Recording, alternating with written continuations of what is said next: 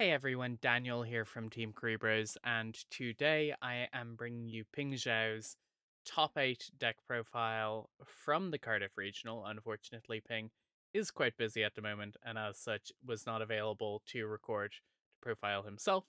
As it is, he had to travel from London to Bristol, and then back from Bristol to London, so there wasn't much time for him to record the profile. As such, he's passed me the list, a couple of notes. I'm going to go through it with you guys, and he'll be answering questions in the comments on Facebook, all that sort of stuff. So, a bit of a funny story with this deck and how Ping ended up playing it. For people who have been kind of following along, Ping has been playing decks like Flunder during the format. So Ping was going down to Bristol to hang out with the boys. They were going to do some cubing, do a regional, all that good stuff. Unfortunately, Ping left his Yu-Gi-Oh bag in London, so he didn't have his deck box, didn't have his playmat, didn't have his cards. As such, when he arrives, the guys start tearing, and they decide on stun. It makes sense. It's a very easy deck to build. A lot of these are cards that they aren't playing in the decks that they are currently playing, so they decide to put it together. We've seen stun recently do well at events such as YCS Dortmund, as well as others.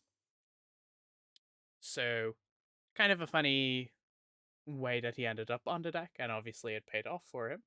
He ended up with 5 wins, 1 loss, and 1 draw, getting into top 8.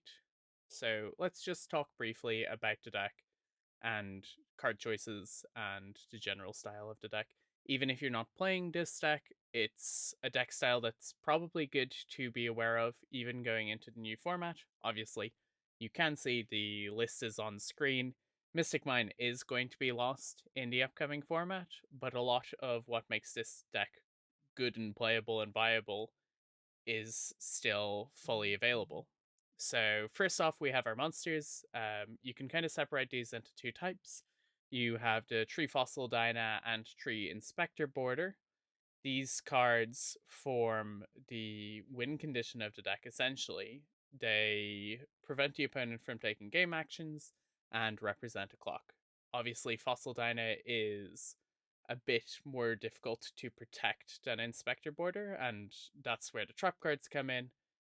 Inspector Border obviously can kind of beat over a lot of things in the format, but Fossil Dyna especially really needs some sort of protection to make sure that it can stay on the board.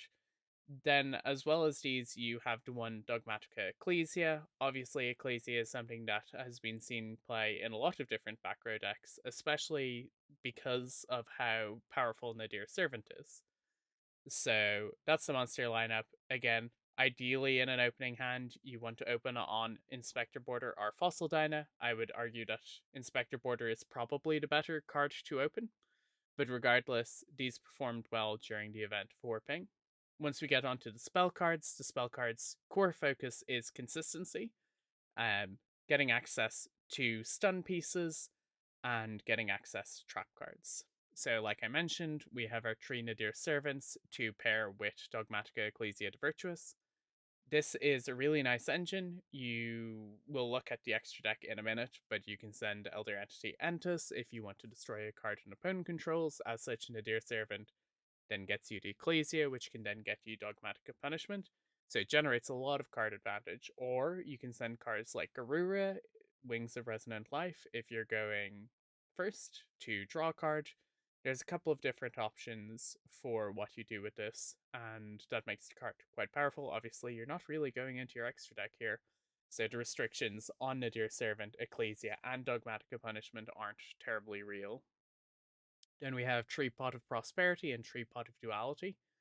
So you could play Pot of Extravagance in a deck like this rather than Prosperity, but I think the control that Prosperity gives you, being able to make sure you find either the Inspector Border or Fossil Dyna or the trap card to back it up, is probably more valuable than the raw card advantage.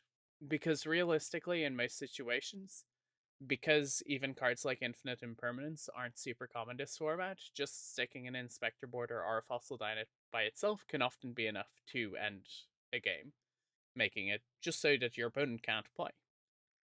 We then have 2 Necro Valley, 2 Mystic Mine, and a Terraforming. Again, while mine is in the format, you might as well play it. Being able to go Terraforming for Mystic Mine, going second, play the Mystic Mine, then stick a border or a Fossil Dino, or even set Fossil Dino so that you can flip summon it on a following turn, is obviously a very powerful play. Necro Valley, as we've seen, this card is becoming very hyped with Metaverse the Tree and with Mystic Mine being lost. People are kind of considering it a very good way to target decks like Tier Elements in the format. So overall, pretty comfortable with spell and trap cards, or with spell cards. You have your one card of Demise as a power play. Again, you're not playing any hand traps. The only thing that's going to get stuck in your hand is potentially monster cards. Ecclesia can always be got from deck or graveyard with Nadir Servant. So there's actually some applications where you're going first. If you opened Demise Ecclesia plus one other monster, you would just summon the other monster and Demise to send the Ecclesia to the graveyard to be able to Nadir Servant it back on a later turn for extra advantage. Then we get onto the trap cards. Again, lots of familiar faces here. Obviously, like we mentioned, the Triple Dogmatica Punishment, which is just such a strong trap card if you can afford to play it. Being able to destroy a monster the opponent controls, plus send an Elder Entity Entus to get rid of problematic spells or traps, such as the Tear Element Field spell, or anything else that could be causing you issues, is very powerful. Then we have Tree Crackdown, again, simplifying the board state, taking away things that could allow the opponent to use effects because of Inspector Border, very valuable, or also stealing monsters that are threatening the Fossil Dino. Then Tree Compulsory Evacuation Device. It's very weird seeing this card at Tree given how long it was at 1, but again, fits into the protection aspect here, and being able to just hit your opponent for damage is always valuable. And also, you can protect your own stuff in some niche circumstances, I guess. Then Shadow Imprisoning Mirror. Shadow Imprisoning Mirror is potentially just better than Skill Drain this format. It's actually something that I was tearing a bit in Eldritch back when the format was more sprite heavy in conjunction with Skill Drain, but obviously in this deck, you can play Shadow Imprisoning Mirror. There's no downside to you, and it interacts more favorably with the Dear Elements cards in a way that Skill Drain doesn't get to. Then Triple Solemn Judgment, again, just solid back row. One Metaverse, one Paleozoic Dynamiscus, and two Apex Predation. So, just quickly, with these ratios, there is a lot of space to play ratios that you like. You could potentially play 2 Dynamiscus, cutting a card like Compulsory Evacuation Device, or remove the Apex Predations and play other cards. However, Apex Predation is quite interesting, so I'm just going to bring it up because I doubt many people are familiar with it. I actually wasn't familiar with it before seeing the list, but it's something that the guys really wanted to try out in the deck, and it seemed to perform well during the event. So here's the card text for Apex Predation. It is a normal trap card from Burst of Destiny. It did get reprinted in Ultra in the Mega Pack for this season. If you control a normal summoned or set monster, destroy all special summoned monsters on the field. Until the end of your next turn after this effect is activated, you cannot normal summon or set, and you can only activate one Apex Predation per turn. So this feels a lot like a card like Torrential Tribute, except being able to maintain your threat on top of that can be quite valuable. Again, when you have such a low monster count, the being locked out of normal summon setting probably isn't that big of a deal, and being able to protect cards like Fossil Dino again is very valuable. So it's quite an interesting, spicy little piece of tech that I haven't seen played in decks like this before, but definitely something to consider and something to be careful and play around if you are playing against the deck. And finally, we're just going to come on to the extra deck and the side deck.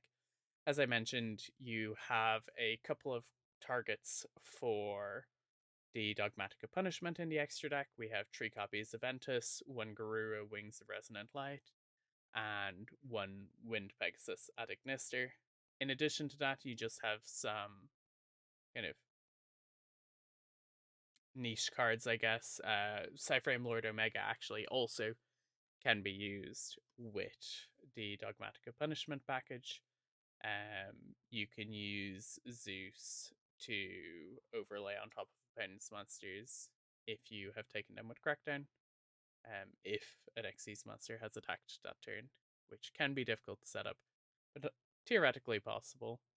Yeah, there's probably space to make changes here. Obviously, the Nightmare Phoenix and Unicorn give you some ability to play from the extra deck if you need to get rid of problem cards. This is kind of something pretty classic that we've seen in these styles of decks where you don't care about your extra deck, you just play those nightmares as 1% played deals with niche circumstances that you don't expect to come up, but eventually happens just due to randomness in tournament play.